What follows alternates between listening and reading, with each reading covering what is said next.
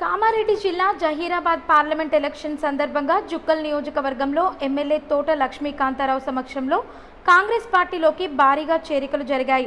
MLA తోట లక్ష్మీకాంతారావు రాత్రి మద్నూరు మండల కేంద్రంలో ఎస్సీ కాలనీలో పర్యటించారు. ప్రజలను ఆప్యాయంగా పలకరిస్తూ వారి యోగక్షేమాలు తెలుసుకుని వారితో మమేకమవుతూ సామాన్యుడిలా కింద కూర్చొని అందరితో కలిసి భోజనం చేశారు.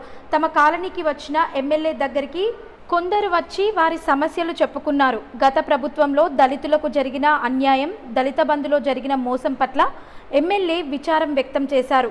దళితులకు తాను ఎల్లప్పుడూ అండగా ఉంటానని, వారి సంక్షేమం, అభివృద్ధి కోసం పనిచేస్తానని చెప్పారు. పేద, బడుగు, దళిత, బహుజన వర్గాల కాంగ్రెస్ ప్రభుత్వం మొదటి ప్రాధాన్యత ఇస్తుందని తెలిపారు. ఇలా వారి సమస్యలు వింటూ వారితో ఎన్నో విషయాలు చర్చించి రాత్రి అక్కడే పడుకున్నారు. ఇదంతా చూసిన ప్రజలు ఆశ్చర్యపోయారు. జుక్కల్ చరిత్రలో గతంలో ఎన్నడూ లేని విధంగా ఏ నాయకుడు తమ దగ్గరికి వచ్చి సమస్యలు తెలుసుకొని వారితో కలిసి తినడం, అక్కడే పడుకోవడం చేయలేదని అన్నారు. ఇలాంటి వ్యక్తి తమకు ఎమ్మెల్యే కావడం పట్ల సంతోషం వ్యక్తం చేశారు.